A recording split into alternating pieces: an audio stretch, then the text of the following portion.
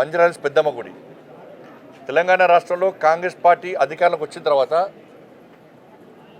పూర్తిగా అన్ని ప్రాంతాలలో దేవాలయాల మీద దాడులు విపరీతంగా పెరిగినాయి. ఒక దేవాలయం మీద దాడి మర్చిపోకముందే ఇంకో దేవాలయం మీద దాడి జరుగుతూ ఉన్నది.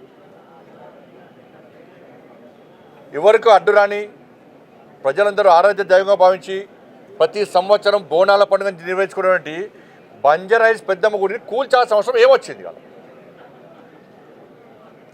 ప్రభుత్వానికి అధికారులకు భయం లేదు. భయం చూపడతాం మేము కూడా. ప్రభుత్వానికి హిందూ దేవాలయాన్ని కూల్స్తే ఏ విధంగా పరిణామాలు ఉత్పన్నమవుతాయో ఇలా బంజారాహిల్స్ పెద్దమ్మ గుడి కూడొట్టిరు కదా. ఇలా హిందూ సమాజం అంతా ఒకటైంది. వేలాది మంది యువకులు ఇలా బంజారాహిల్స్ పెద్దమ్మ గుడి కోసం ఉద్యమం చేయడానికి సిద్ధంగా ఉన్నారు. ఇవాళ ప్రభుత్వం సమాధానం చెప్పాలి. ఎవరైతే గుడిని కూల్చారో ఫస్ట్ అధికారిని సస్పెండ్ చేయండి. ఫస్ట్ ఆ అధికారిని సస్పెండ్ చేస్తేనే మేము ఆలోచిస్తాం. అరే ఇదే ఇంకా వేరే మతాలకు సంబంధించి కూర్చోద్దాము మీకుందా? రోడ్డుకు అడ్డంగా ఈ తెలంగాణ రాష్ట్రంలో ఎన్ని దేవాలయాలు ఉన్నాయి, ఎన్ని మసీదులు ఉన్నాయి, ఎన్ని చర్చిలు ఉన్నాయి? మేము ఇతర మతస్థులకు కూర్చోమని అంటలేము. అరే హిందూ దేవాలయాలే ప్రాణం కోసం ఎందుకు కూర్చున్నారు? ఇవాళ ఓలికి బోనాల పండుగను పవిత్రంగా జరుపుకుంటున్నారు. భాగ్యనగరం పండుగ వాతావరణం ఉంది. ఈ పరిస్థితిలో కావాలని కుట్రలు చేసి వాళ్ళ పెద్దమ్మ గుడిని కూర్చోడము ఇది ఎంతవరకు కరెక్ట్? ఇది అంటే జూబ్లీస్ ఎలక్షన్స్ ఉన్నాయి.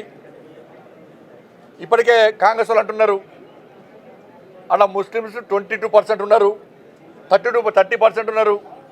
కాబట్టి వాళ్ళ ఓట్లు రావాలంటే పెద్దమ్మ గుడిని కూల్చాలి. మీరు గుర్తుంచుకోండి బిడ్డ, జూబ్లీస్లో హిందువులందరూ ఓటు బ్యాంక్ మారుతారు. నేను రాష్ట్ర ముఖ్యమంత్రి గారికి చెప్తున్నాను, మీరు 20% ముస్లిం ఓటు బ్యాంక్ కోసం మీరు ప్రయత్నం చేస్తున్నారు. ఆ కుట్రలో భాగమే, రాష్ట్ర ప్రభుత్వ కుట్రలో భాగమే ఇలా బంజారాహిల్స్ పెద్దమ్మ గుడిని కూల్చిరు. వాళ్ళ కేవలం జూబ్లీస్లో ఒక వర్గం ఓట్ల కోసం, ఆ వర్గం ఓట్ల ద్వారా గెలవడానికే వాళ్ళ పెద్దమ్మ గుడిని కూల్చారు. ఎంత ధైర్యం ఉండాలి మీకు, ఎంత దమ్ము ఉండాలి మీకు పెద్దమ్మ గుడిని కూల్చడానికి? ఎస్, మేము చేస్తాం. ఇవాళ 80% ఉన్న హిందువుల ఓటు బ్యాంక్గా మారుస్తాం. మేము ఈ పెద్దమ్మ గుడి సాక్షి చెప్తున్నాం. మేము 80% ఉన్న హిందువుల ఓటు బ్యాంక్గా మారుస్తాం. కాంగ్రెస్ పార్టీ పెద్దమ్మ గుడికి కూల్స్తే ఏ విధంగా గుణపాఠం హిందూ సమాజం చెప్తుందో ఇవాళ చూపడానికి హిందూ సమాజం సిద్ధంగా ఉంది. ఖబర్దారు, నేను రాష్ట్ర ప్రభుత్వాన్ని హెచ్చరిస్తున్నాను. నేను ఇది మంచి పద్ధతి కాదు. రాష్ట్ర ముఖ్యమంత్రి క్షమాపణలు చెప్పాలి. దీని మీద సంబంధిత అధికారులను వెంటనే సస్పెండ్ చేయాలి. ఇది జరగకుండా మాత్రం మిమ్మల్ని క్షమించము.